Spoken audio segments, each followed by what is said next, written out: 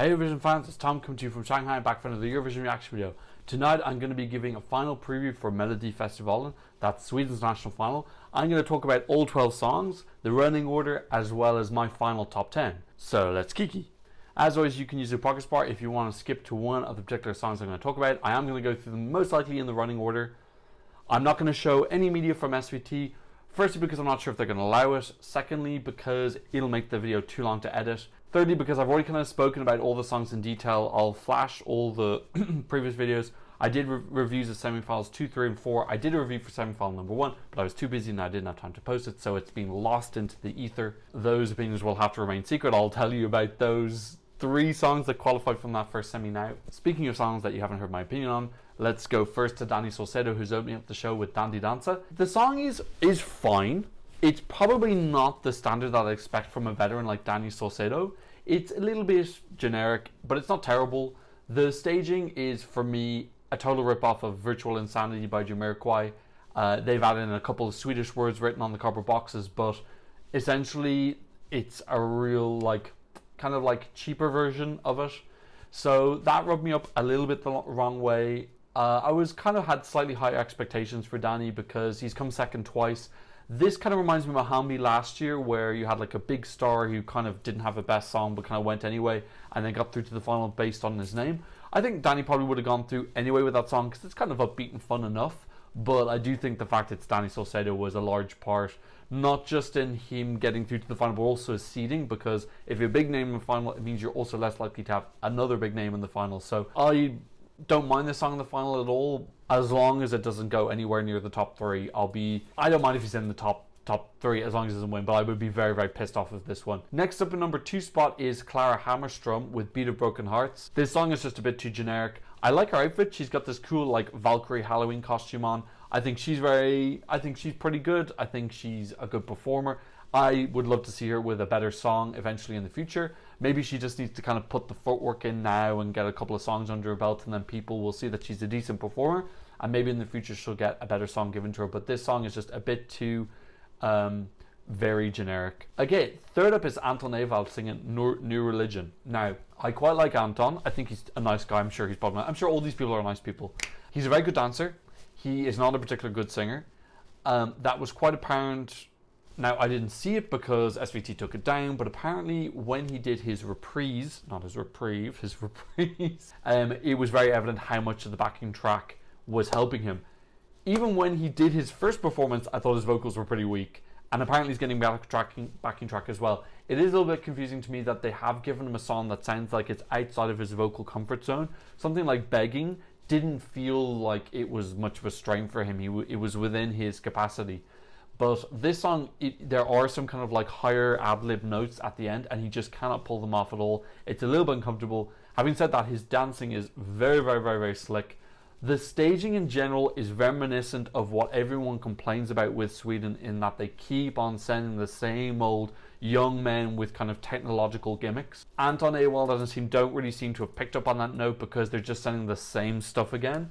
It's a little bit, I don't know if they're just unaware of that kind of criticism within the community, or they just don't care, or they're not going first place, they just want to have a cool staging. Not everyone enters Melodifestivalen to win. Sometimes they're just looking to get a little bit of exposure for the song, so that's fair enough. In terms of the song, it's probably above average for me, but again, I don't want this anywhere close to first place, and I would be very surprised if it was. I feel like he has a kind of smallish following, but I don't feel like it's a cult following or that it's large enough to really influence the results. Number 4 is The Mamas with In the Middle. Now, as I said, I made it pretty clear, I just don't really enjoy the girls' music that much. I like them, I like their vibe and energy and vivacity, but for me this song is just pretty much more of the same. It doesn't feel any different to last year's song. It feels like a continuation. I don't feel like it's much better or much worse. The song is called In the Middle. That's probably where I put it. My impression is that this doesn't seem to be going down as well as Move did last year. I'm gonna have my kind of eye on the odds as I go through these songs, so I can kind of address them as the songs come up. They're sitting at 4th in the odds at 12-1. This really is a 4-horse race this year. I say 4 main horses and a dark horse as well, who I'll talk about later. But yeah, they're in it. I'll be interested to see how emotionally the Swedish public will vote, because I do feel like they voted, well, I think they voted for Move last year because it was their favorite song. I don't think that In the Middle is going to be people's favorite song this year. So it's going to be interesting to see, could they win anyway just because people feel like there's a sense of justice or loyalty, or they want, you know, for them to have their moment that they didn't get last year. So I'll be interested to see if the Swedish public did that. You know, I thought there was a little bit element of that with Uku Savista. But yeah, I'll be interested to see how the Swedish public have reacted. In terms of the like iTunes charts and Spotify, it would appear that this is not going to be the winner. Number 5 is Paul Ray, The Missing Piece. Again, this is a song that you didn't see my original review for because it was in the first semi. I really dislike this. I don't like his type of music. It's this kind of like very generic hip-hoppy pop. I think he's a good performer and everything. I just don't like the music that he sings.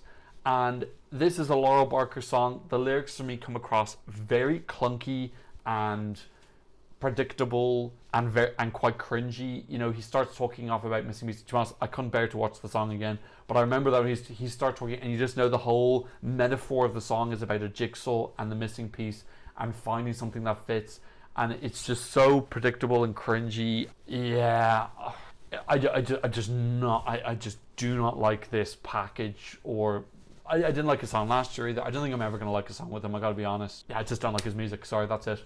Okay, number 6 is Charlotte Perrelli singing Still Young. This for me is just, again, really generic rehash. I have to admit now, it seems like I'm hating on everything, but that is because it does feel like they put a lot of the weaker songs in the first half, which is pretty standard. So don't worry, I'm not going to say that everything's shit. I do have some favourites which are coming up. But yeah, Charlotte Perrelli, I thought that everything was just recycled and redone, and there was nothing remotely original about it whatsoever. She had all these awful lyrics. We are invincible, which you know I absolutely hate. We can shine like diamonds. We can shine so bright. We are invincible together. All this crap. The lyrics are just horrendously awful. And, you know, that's fine for a Switch Your Brain Off. I mean, you can still be slightly original with a Switch Your Brain Off song. Like take Adrenalina, which is a switch. Like, the lyrics in that are fun. There's something at least remotely new or different in it. Whereas I don't think there's a single sentence in Charlotte Perrelli's song which is a new or original lyric or anything that would make you just remotely evocative. So she just doesn't convince me as a performer. I liked Hero. Haven't liked anything else that she's done. I just don't. I'm not convinced by her as a quality artist. So I don't know. I think honestly, her getting to the final with such a pretty bland song, I think is pretty impressive. Yeah. That's it. Okay, anyway, we're getting positive. Don't worry. Don't get dismayed, because we're coming to one of my favorites this year, and that is Tusse singing Voices. It's song number 7. I had a really fantastic reaction when I saw it. This was one of my first chills of the season. I have since downloaded the song, and funnily enough, it doesn't really carry as much weight for me in the radio edit. Analyzing that, why is that? I feel that a lot of the power and warmth from the song comes from him and his persona on stage and his mannerisms and movements and his that unique presence that he seems to have. And I'm not saying I dislike the song when I listen to it, but I probably listened to like maybe 30 times, which is a little bit lowish for one of my top songs. And I'm not done with it, but I never ever seek it out anymore. Whereas I just felt like the performance had like more ad-libs and it felt a little bit more raw, and I love the like crunking and the dancers and the lighting. The performance was just really evocative, and I can see a lot of people are saying that the lyrics in this are very generic, which I think is probably correct. But the performance does give it an extra depth. I love the bit where the dancers are under the bright light, kind of in anguished poses, really evocative for me. And I thought the whole package, he really brought it and sold it. This is actually another song by, I think, is it by the Jokers and Deb? The Debs and Jimmy Joker Thornfeld seem to write along songs together. I'm sorry, I can't remember. Actually, do tell me if you know before. I think the three of them together is called The Family. In any case, they wrote Adrenalina. They wrote Voices. They also wrote Eric Saade as well. So they've written some real great songs this year. So yeah, I'm really wishing Tusse well. I won't tell you yet if he's my number 1, 2, or 3, but I really am convinced by him as a performer, and I am definitely rooting for him. No problem if he wins. I'd be very happy for him to go. I'd love to have that representation from someone who's originally from the Congo, but I don't know, he's lived in Sweden a long time. I'm not sure if he identifies as Swedish or Swedish Congolese, but I love having that representation of different ethnicities in the competition. Okay, next up we have Alvaro. That's song number 8. The song's called Bailá Bailá. I really hate this. I think I almost think it's a parody. it really does feel like I'm being punked. It is the parody of a hyper generic Swedish song, almost mocking Latino songs. It's got all these like really overdone tropes in it. The Spanish title, like I know Adrenaline has the Spanish title, but she's only got that. This like is heavily leaning on his Latino roots. I do believe he's got some South American roots. He's saying like Mamacita and Mi Corazón. He definitely says Mamacita in the song, and it just feels really like, I almost feel bad for him. I feel like he needs someone to just say, look, Alvaro, you don't need to like totally and utterly rely on your Spanish heritage. Like, you can just be yourself and just be an individual artist and not have to have this really like cringy recipe style formula for writing songs with a Spanish title. You know, he had Vamos Amigos last year, and you know, Bailá Bailá this year. It's a bit, it does make me a little bit pissed off as well when there's songs like this going into the final, and then Eva got eliminated. Having said that, like, if it turns out he came third in his semi and they came fourth, fair enough, although I would have liked if that was the case, that they had gone up against each other. At the end of the day, Clara Klingenström and Eva were two of the strongest songs in Hammarström for me, and they only pair up thirds and fourths, so either Clara or Eva were fourth. I'm guessing it was probably Eva. Maybe Alvaro was another fourth, and that's why Eva weren't able to be paired up with him. But yeah, I think this is like, it's going to be a 9th, 10th, 11th. He's done pretty well on the iTunes chart though, so who knows, but for me this is just like generic to a painful degree. Speaking of songs that aren't generic, let's go to Clara Klingenström with Behöver, inte, idag, which is I Don't Need You Today. I'm speaking of Swedish to know what that means. I really love this. This is a breath of fresh air. It's a different genre in Melodifestivalen, which you very rarely get. She's still wearing her sequins because she knows her audience. I really like this. It's fresh and airy, and it's just got this beautiful, light singer-songwriter feel. It's really new. It's very original, and it stands out in this final, which has got a lot of generic pop songs in it, as Melodifestivalen tends to have. She's been doing really well in the charts, like really well. This is definitely a dark horse to win. I can absolutely see her having a Robin Sternberry moment. I kind of hope that she doesn't, because as much as I like it, it's not a winner for me. I would probably put it as my number 4, but I don't think it's going to cut it if it wins. I think if she was to win and go, I think that Sweden would be in a little bit of danger in terms of qualifying, whereas the 3 favourites, even the Mamas as well, I think would all be safe. Would the Mamas? I don't know, definitely the top 3 I think would be safe qualifiers in the Eurovision, whereas Clara, I can definitely see an Anna Bergendahl moment happening again. In any case, I do emphasize I really like her, and I loved her energy when she won her Hammarström final. She was so happy and then jumping up and down, and she did some elbow bumps with Eva, so I like her. I'm rooting for her, but I just don't want her to win. Okay, song number 10, we've got Saade. He's singing Every Minute. This is another one of my top 3. I think it's in the public's top 3 as well. It's currently number 2 in the odds. I really like this. I think the performance is really fresh. It feels like where Anton Ewald missed out on missed out on reading the room on how people are perceiving Sweden.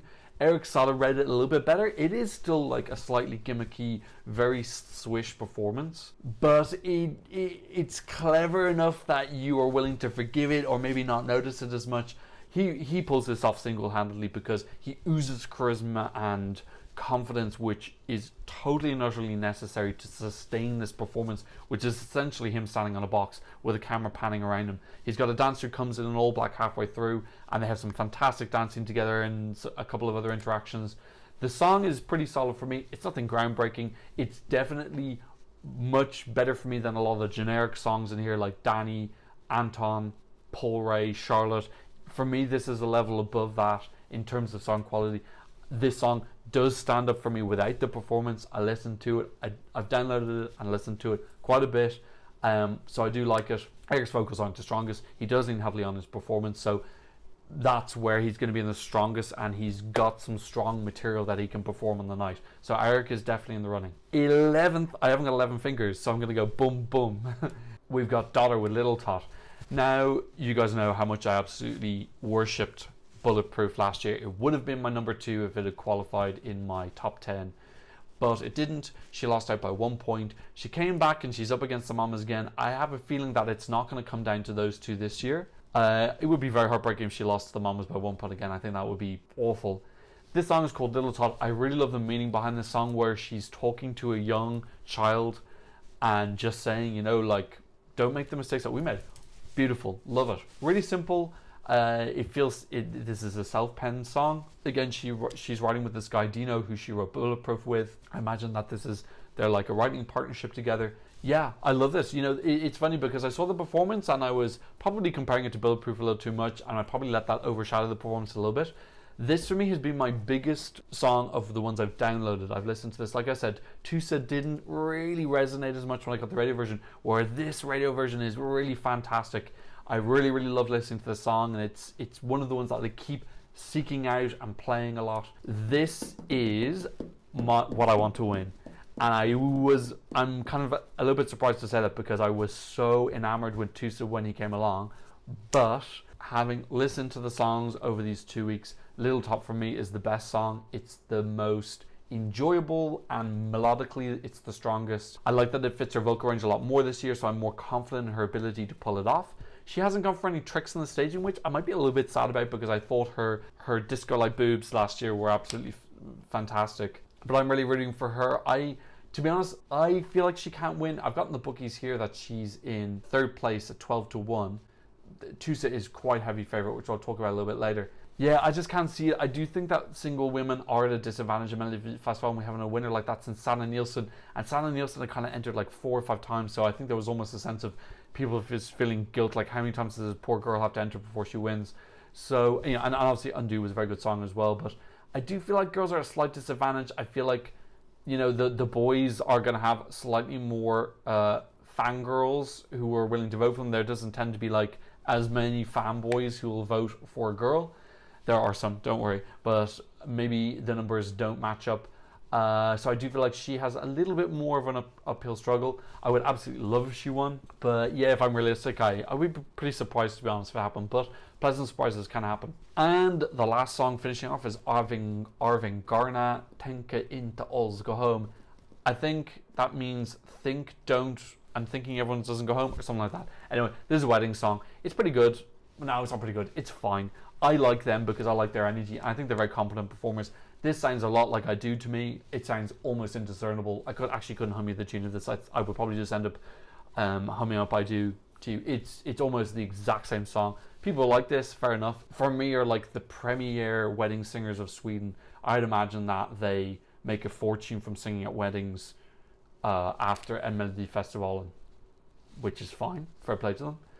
But yeah, this isn't a realistic competitor to win. So yes, just to summarize, I think the 4 in contention are the Mamas, Tusse, Saade and Dotter. If we look at the odds, Tusse is the heavy favorite. They're predicting 57% chance, Saade 20, 8 and 8 for the Mamas and Dotter.